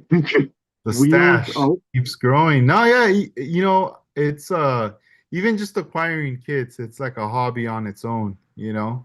Yeah. A lot of it has to do, especially with the like the box artwork, you know. Like if let's just say if you're into collecting like, like the 58 Impala or the 57 Bel Air, and you have the kit, but then you go, you know what? I kind of noticed I already have three of the same, but in different box artwork. So then Mhm. you I don't know, that could become a thing. I'm gonna start to get all the different, eras of when they repop them, new box artwork. And after you got them all, now you're like, wait a minute, now I want to find a mint one, like one that's still sealed, and you just start going down the rabbit hole, Yeah. I've gone through that with Impalas.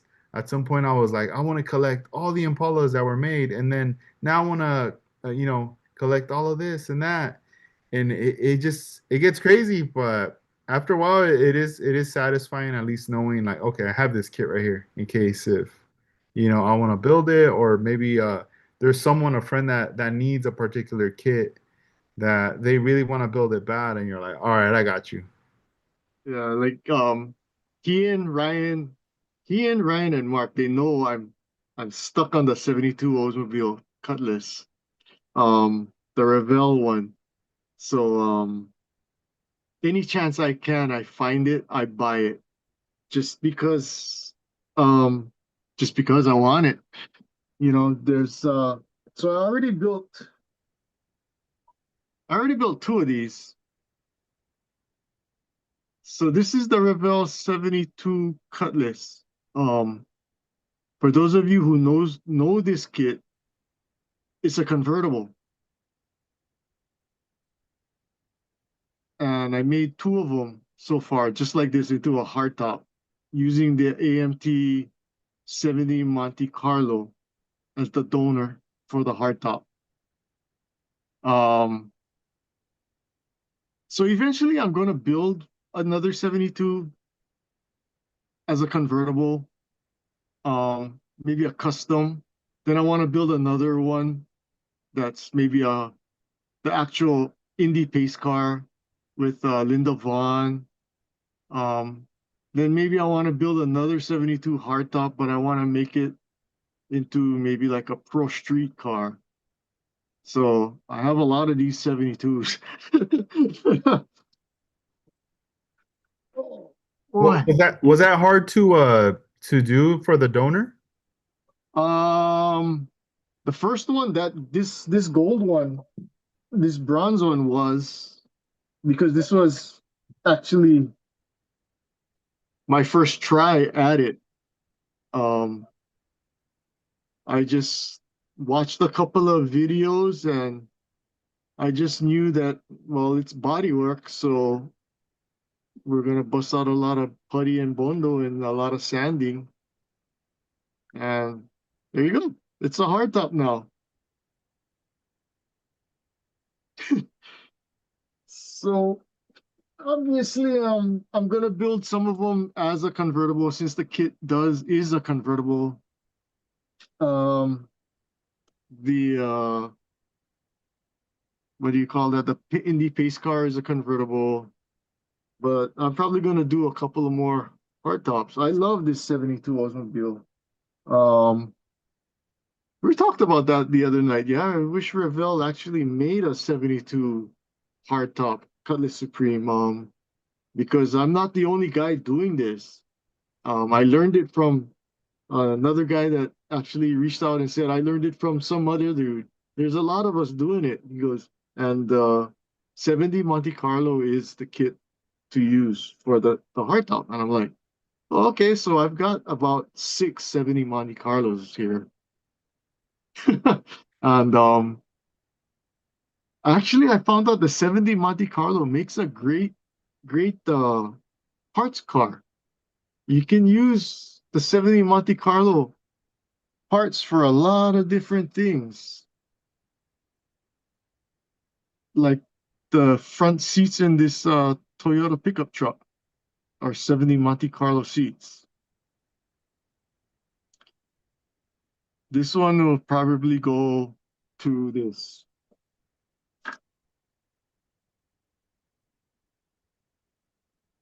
Oh yeah. Oh hell yeah. Are you gonna come out? Heck Please, yeah, please here's the come mini out. truck. This is Oh, gonna be the mini truck. It's there you it's it's go. in the It's works. official. It's official. It's official. This is gonna be it. That's dope, man. Yeah, I look forward. I look forward. I'm looking forward to that show and seeing you there. That's Yeah, in. I'm looking forward to it too because I know a lot of my friends are gonna be out there. Yeah, they're Um, gonna come out. yeah, That's cool. Big Dave. Yeah, yeah. I'm gonna be interviewing him and Frankie. I believe next week we have our set schedule. So this Friday I'll be announcing that, and then after them, uh, uh, Blue Ox Models is going to be another Mhm. guest that we'll have on, and you know, and then later I'll make some more announcements of other future guests that we'll be doing. Man, this has been fun. This has been pretty cool. You know, I want before we wrap up this episode, Katsu, any shout outs you want to give out? Oh man, shout out to everyone that's ever I reached out and you've actually replied and helped me out. Scott, Juan. I gotta look at these builds. There's got your names on them, bro. Scott, Juan, Mark, Matt, Alex, Mike, uh, Big Dave. Man, a lot of these guys, I can't remember them all. Man, these guys are super helpful. They help. They're willing to share their skill and talent. Shout out to you guys. My mafiosos. What's up, guys? I don't know if you guys are still up or not, especially you California guys. I know it's late out. 2100. Oh, it's midnight. No, right on, bro. Right on. No, that was awesome, man. Yeah. So, thank you, Katsu, for being a guest here on our podcast.